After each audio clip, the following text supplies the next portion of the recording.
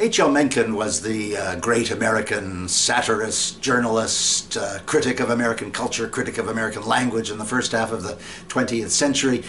He was a man actually who held quite objectionable views on many things, but he had a kind of prophetic clairvoyance, and he wrote something in 1920.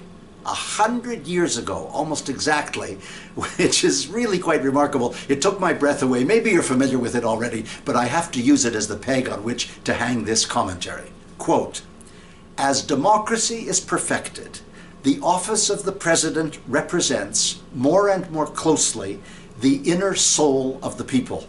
On some great and glorious day, the plain folks of the land will reach their heart's desire at last, and the White House will be adorned by a downright moron." End quote. How is it possible?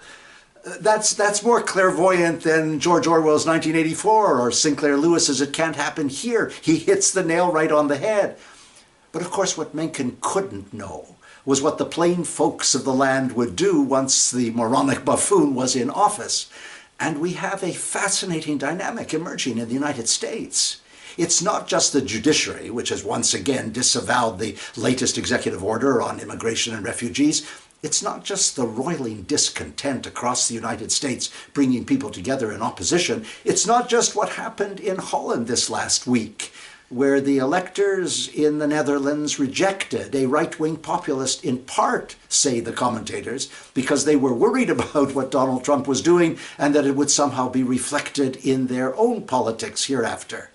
It's mostly that the base of the president is fraying palpably, and there is a rising discontent within his own ranks. And the budget of last week, which was punitive towards the people who voted for him, if it ever comes into place, and has been making waves of anxiety in Democrats and Republicans jointly around the cutbacks in foreign aid.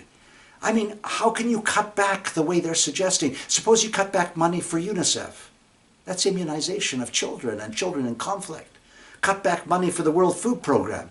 There are 20 million people in 4 countries facing famine. Cut back money to the United Nations High Commission on Refugees. There are scores of millions of refugees and internally displaced. Cut back money to the United Nations Fund for Population Activities. That does great damage to the sexual and reproductive health of women and girls around the world. These cutbacks are potentially calamitous. And what is happening is that even the Republicans themselves in the Senate have said the budget will be, quote, dead on arrival. You know, I'm actually feeling quite confident that Donald Trump will not serve out a full first term. As a matter of fact, I'm beginning to feel hopeful, optimistic. And you will know that optimistic for me is the most elusive phenomenon in the world. That was last week. I'm Stephen Lewis.